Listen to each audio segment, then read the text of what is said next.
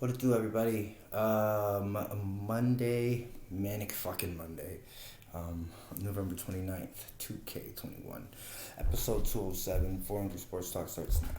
News, NFL, NBA, NHL, men's and women's college basketball. 207, what do I think about when I hear that number?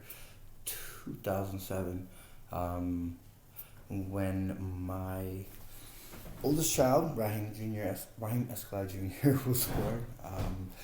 Getting ready to celebrate a birthday this week. 14 years old on Friday. So, shout out to you, Raheem Jr. Love you, baby boy, and wish you many more to come. 14, you're young, growing, and everything is annoying, or it's whatever. It's just everything you want to do is what you want to do, and we're happy and celebrating. So, I love you, baby boy. Let's go with these news stories. The Mets have landed former Washington Nationals pitcher Max Scherzer, $130 million deal, 5 seasons, I believe is the number on that. I don't think that he's gonna live out the bottom half of that contract, but I think the first 2 or 3 seasons he's really going to perform. Um, and that's, as I've talked about the last couple of days, have been active on the free agency market in Major League Baseball. And it seems like the players don't go as fast when it comes to that, but um, there's no room to fret because there's always a big name out there who you can just insert in your team and play. um, yes, shouts to Max Scherzer for getting paid and getting traded. The Mets a playoff team now. I think they would need to shore up the shortstop position first. Batting needs to be a little bit better. As you guys know, they fucking fired their batting coach last year. Amid a streak of 4 or 5 games in which the entire team didn't get on base. It's absolutely fucking ridiculous. But I guess they agree with that, and they turned to free agency to help their franchise. Duke jumps to number 1 in the poll as Gonzaga falls to number 3 with a loss. Yeah, that was tough. One thing that's tough for the Sooners. The preseason Heisman favorite in the quarterback, Spencer Rattler, leaves Oklahoma. This is amid Lincoln Riley leaving and taking the USC job. Spencer Rattler, if he were to have came out this season, would probably been the number 1 overall pick. In a draft in which quarterbacks aren't really. This is probably the worst quarterback draft in recent memory, coming up in 2022. So, Spencer, maybe he'll stay. He entered the transfer portal earlier this morning, so it's going to be interesting to see where he goes. And if he has to sit that year. Or not, like, because I've seen certain players have to, certain players haven't. So it's gonna be dope to see what he does, and how he grows as a passer as he gets ready to go to the NFL eventually. Cy Young winner Robbie Ray and the Mariners are finalizing a $115 million contract for 5 years. Cy Young winners. I've seen in the most recent years haven't really been behind good franchises, and I think in baseball a lot that gets lost in a lot of people's head. They see the players. You would expect certain players that perform well to be on winning teams, and there are a lot of players who have seasons that are works of art. They don't even make the playoffs because of the collective ability of the team. Robbie Ray is going to make the Mariners better. There's still many pieces away from postseason success or even postseason arrival. Shout out to Seattle, though. Oklahoma loses 2 more commits after Riley's departure. kind of figured out this was going to happen, but I didn't think that the students leaving for other schools would happen so fast, and especially the big name in which we had just mentioned, quarterback Spencer Rattler. It's going to be interesting to see where they go. They'll all go out to USC, follow Lincoln. But the answer for that will come in time, just like the answer for that will come in time for Kemba Walker in his NBA career. He's been demoted from the starting lineup. He's shot, in my opinion, last 2 seasons he's shot the ball horribly, especially from behind the arc. And now he is relinquished the duties as a starter and sit on the bench, play less minutes, obviously, until you get that shot back. And at the beginning of his career, he's a great leader. He's great on the court. I don't think there was really anything that wowed me or, that just stood out about his performance, other than the fact that he's from UConn and has won at the highest level collegiately. Hope he gets his shit together and gets back in the starting lineup.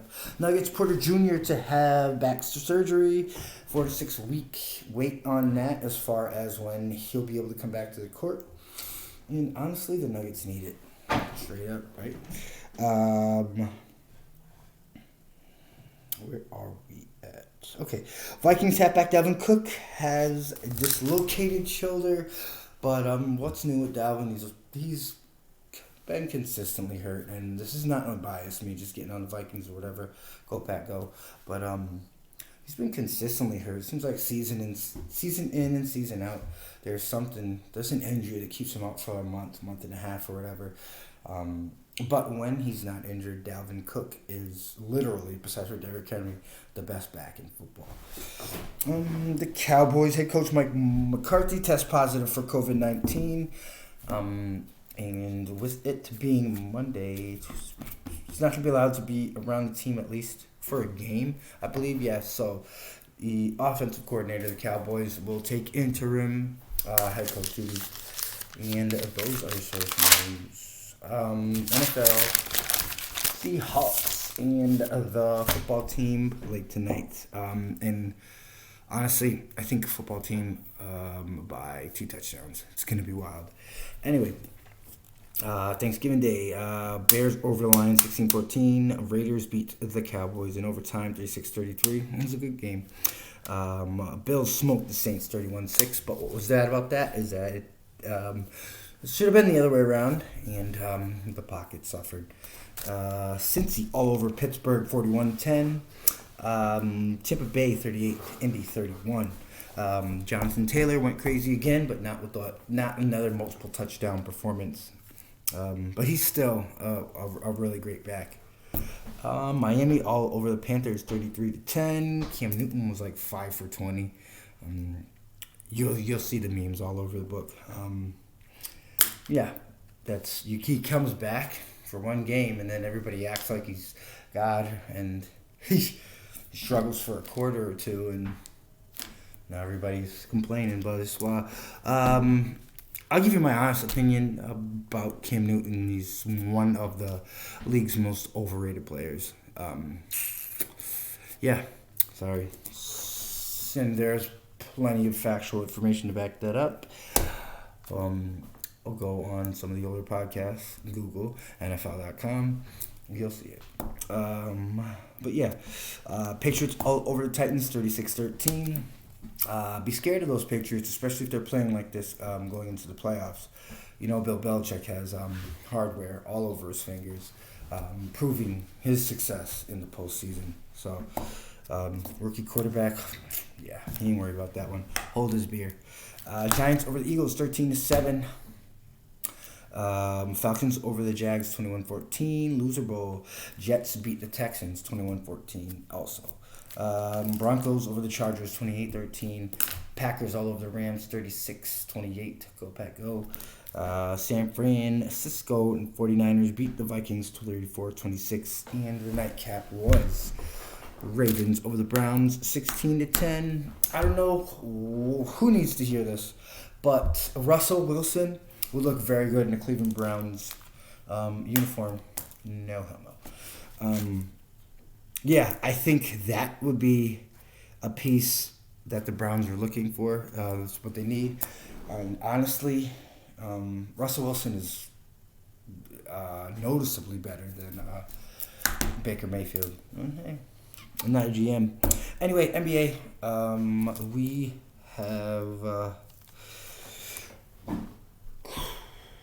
Golden State over the Clippers, 105-90. Sorry for that long pause. Milwaukee over Indy, 118-100. Celtics beat the Toronto Raptors. Wow. 109-97. Lakers take care of the Pistons. 110-106. Memphis over the Sac Kings, 128-101. And those are your NBA scores. NHL, Washington over Carolina, 4-2. Minnesota does the same to the Tampa Bay Lightning. The Rangers and the Islanders game was postponed because New York doesn't know how to get it together. Bruins over Vancouver 3-2. New Jersey over Philly 5-2. And the San Jose Betting Canes is what I nicknamed them, 2-0. Toronto over Anaheim 5-1. Boom. There are your scores for the NHL. NCAA basketball on the men's side. Florida beats Troy 84-45. Seton Hall beats BCU 84-70. Kansas over Iona 96-83. Arkansas beats Penn 76-60. Villanova beats something like that. There's some water over there. 72-46. And the number 10 Bama Crimson Tide beat Miami Hurricanes 96-64. Now, NCAA basketball women's tonight. We have the number 1 South Carolina Gamecocks getting ready to play North Carolina A&T. Tip-off is at 8 p.m. And make sure you don't want to miss that. And some scores from the women's side. Louisville over Colorado State 71-56. Iowa State smokes UMass at the end 76-71. And UCLA over St. John's 73-65. Really quick, couple notes I want to bring up. South Carolina is ranked number 1, Maryland number 2. They will be playing eventually. South Carolina holds on amid the shakeup within the top 10 on women's basketball. And yeah, I think it's about it. The Iowa's canceled their games indefinitely due to COVID. I believe they'll be back next week, but they've yet to make an announcement as far as the status on that is concerned. And that is all I have for you. Enjoy your Monday. See us on YouTube, 38 subscribers, and on Facebook as well. We're trying to grow the show. I love you all. Wishing you health, wealth, and success. Don't forget this Wednesday, December 1st, Wacona against Cohasset. December 2nd, the following day, Central Golden Eagles against Central Catholic. Make sure you're there. Make sure you watch it and enjoy the rest of your day. I wish you nothing but health, wealth, and success. And we'll see you for episode 208 tomorrow.